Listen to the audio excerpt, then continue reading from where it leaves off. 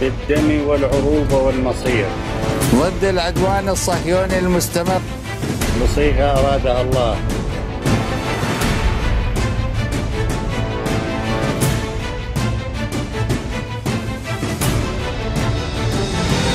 هات حرف السين. اطلع قدام حسين المجيد رئيس جمهورية العراق.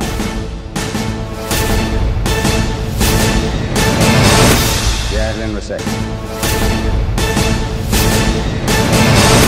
يا أهلا وسهلا. بسم الله الرحمن الرحيم. السلام عليكم ورحمة الله وبركاته. 28 abriil sanadkii 1937 waxaa dunida islaamka ku soo biiray geesi aan gaban. Saddam Hussein Cabdulmajiid wuxuu ku dhashay tuulada Al-Awta ee gobolka Tikrit. Qoyskiisu wuxuu ahaa beeraley. Magaca Saddamna waxa uu bixisay hooyadii. Macnaha magaca Saddamna waa geesi.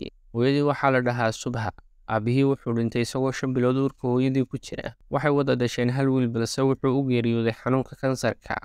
Saddam yaraantiisii wuxuu ku soo koray guriga abtigii oo ahaa askari. Sababtuna waxay ahayd hooyadii maysan helin dhaqaale ay ku koriso. Sanadkii 1940 ayay Saddam hooyadii mar labaad guursatay Ibrahim al-Xasan. Saddamna wuxuu mar labaad ku soo laabtay gurigii hooyadii ee cusba. Garbihiisana waxaa ku soo biiray 3 wiil oo walaalihii ah.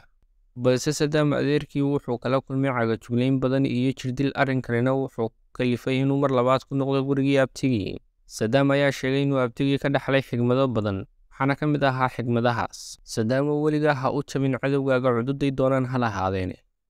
1957 Saddam wuxuu ku biiray dugsiga tababarka ciidamada xoogga dalka Ciraaq ee magaalada Baghdad isagoo 20 jir ah. Saddam Hussein wuxuu ku biiray xisbigii hanti-wadaagga ahaa ee Pan Arab Baath Party. Xisbigan waxaa taageeri jiray abtigii. Jenaraal Cabdikariim Qaasim ayaa afgembi hubeysan ku qabsaday waddanka Ciraaq, iyada oo nidaamyadii Carab ka talin jiray ay sii tamardarraynayaan. Balse arrinkan waxaa si adag uga soo horjeestay xisbigii uu garwadeenka ka ahaa Saddam Hussein. Sanadkii 1959 Saddam iyo koox kale oo militari ah ayaa abaabulay mu'aamarad lagaga takhalusay ra'iisul wasaarihii waddanka afgembiga ku qabsaday. balse waxaa fashilmay iskudayga laftarkiisana waxaa lagu dhaawacay Saddam Hussein.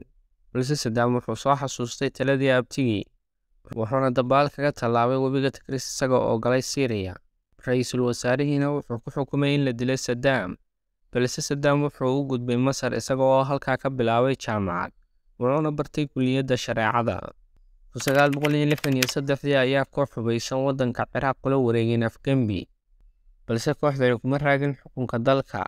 6 bilood ka bacdiba waxaa afgembi kula wareegay koox kale oo hubeysan oo uu madax u ahaa Cabdiraxmaan Caarif. balse 1968 ayaa koox hubeysan oo taabacsan xisbigii Baath Party mar kale kula wareegeen afgembi talada waddanka Ciraaq. Generaalkii hogaaminayay afgembiga Jenaraal Axmed oo ay saaxiibo ahaayeen Saddam Hussein wuxuu u magacaabay ku-xigeenka dalka. sanadkii 1976 Saddam Hussein waxaa loo magacaabay Generaalka Guud ee Ciidamada. Saddam si degdeg ah ayuu u aqbalay xilkan awoodda leh. Madaxweyne Axmed Xasan al-Bakri ayaa ahaa shakhsi caafimaadkiisu sii idlaanayo, balse dhinaca kale Saddam ayaa awooddiisu isa soo taraysay. Sidoo kale Saddam wuxuu iska ilaalinayay jenaraaladii kale si aysan u samaynin afgembi, wuxuuna gacanta ku dhigay siyaasaddii dibadda iyo ta dalkaba. Madaxweyne Xasan wuxuu ku yaboohay in Syria iyo Ciraaq ay ku midoobaan talada oo ay yeeshaan hal madax, taas oo loo magacaabayo Xaafid al-Asad. balse arrinkan wuxuu hoos u dhigay rajadii Saddam Hussein. laakiin caafimaad darro soo wajahday madaxweynaha wuxuu iska casilay xilka. isla maalintii xigtay oo ku beegan 16 Julaay 1979 ayaa Saddam loo magacaabay inuu noqdo hoggaanka guud ee waddanka Ciraaq. muddo yar kadib Saddam wuxuu qabtay shir uu u qabtay xisbigii Baath Party. shirka gudihiisana wuxuu ka saaray xubno ka tirsanaa xisbiga, isaga oo ku eedeeyay inay basaasayaan isaga, iyaga oo ku xun maamulkiisa, waxayna ka dareereen kuraastii ay ku fadhiyeen. haddaba xukunka Saddam waxaa dhinac socday Iiraan oo ay la wareegeen koox Shiico ah oo mayal adag. kooxdan ayaa haddaba saameyn amni ku yeelatay Ciraaq. 1980 waxaa xoogeystay khilaafka u dhexeeya Ciraaq iyo Iiraan.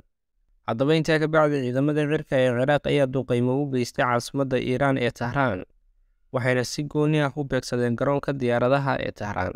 ciidamada Ciraaq oo cududooda militari aad u xoogganeed ayaa gudaha u galay Iiraan, waxayna ku guuleysteen inay dhulka ku daraan ciidamadii difaaca ee Iiraan.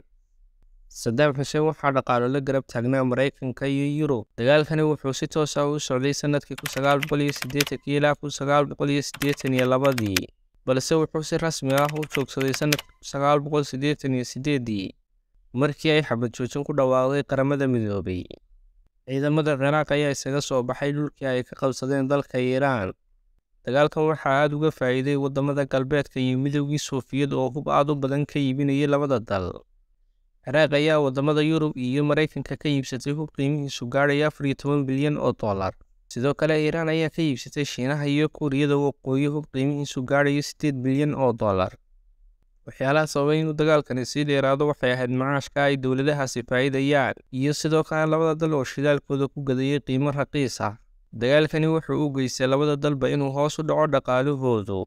Sidoo kale dagaalkan waxaa labada dalba kaga dhintay askar gaadhaysa 500,000 iyo 100,000 oo shacab ah oo u dhowaa goobihii lagu dagaalamayay. Cadaadis dhaqaale awgeed ayaa Saddam wuxuu shidaalka waddanka ku gaday qiimo hooseeya.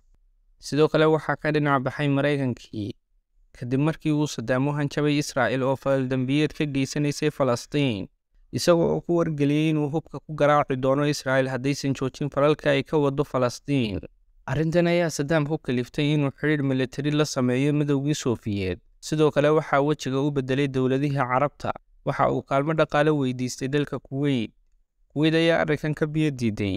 Sidoo kale Saddam ayaa codsi u dirsaday wadamada saliidda soo saara ee ku midaysan ururka OPEC, isagoo oo weydiistay in qiimaha shidaalka kor loo qaado si uu u soo kabo dhaqaalaha waddankiisa. Hase haatee wadamada Carabta oo ay Kuwait ugu horeysay ayaa arrinkan diiday. Sidaa ayuuna codsigii Saddam ku burburay. Haddaba arrinka ayaa cadho ku beeray Ciraaq. Saddamna wuxuu ku diilay Kuwait isagoo oo raba inuu helo ceelal shidaal si uu u godoomiyo dhaqaalaha Kuwait. Waxa uu la wareegay Kuwait dhammaadkii 1990 isagoo oo ku dhawaaqay inay ka tirsan tahay Ciraaq. Wadamadii Carabta ayaa qeyradhaan u dirsaday Mareykanka. Intaa kadib waxaa ku soo duulay Kuwait ciidamada Mareykanka iyagoo wata magaca Qaramada Midoobay. Ugu dambeynna 1991 ayaa laga saaray ciidamadii Ciraaq Kuwait. Intaa kadib Ciraaq waxaa la saaray cunaqabateyn dhaqaale. Ugu dambeyn markii weeraro laga fuliyay goobo ka mid ah Mareykanka ayaa madaxweynihii dalkaasi wuxuu sheegay Ciraaq iyo wadamo kale inay ka dambeeyeen ayna yihiin argagixiso. Sanadkii 2003 NATO iyo Mareykanka ayaa si rasmi ah u shaaciyay in lagu duulo Ciraaq si looga tuuro xukunka Saddam Hussein. Weerar aan kala joogsi lahayn oo 3 isbuuc ah kadib waxaa caasimadda Baghdad laga saaray ciidamadii Ciraaq iyagoo intaa kadib galay duurka sidaana ku noqday jamhad. Mareykankuna wuxuu ka sameeyay Ciraaq dowlad macmal ah oo taabacsan Mareykanka xilli ay Ciraaqba burburtay.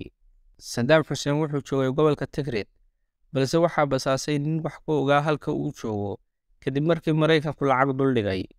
Ugu dambeyn Saddam Hussein gacanta ayaa lagu dhigay waxaana lagu xukumay xukun daldalaad ah. Waxaana lagu fuliyay xukunkaas 3 Diseembar 2006 maalin loo dabaaldegayay Ciidul Adxa. Haddaba daawada waad ku mahadsantahay daawashada muuqaalka. Haddii aad halkan la soo gaadhayna muuqaalka like noo saar mahadsanid.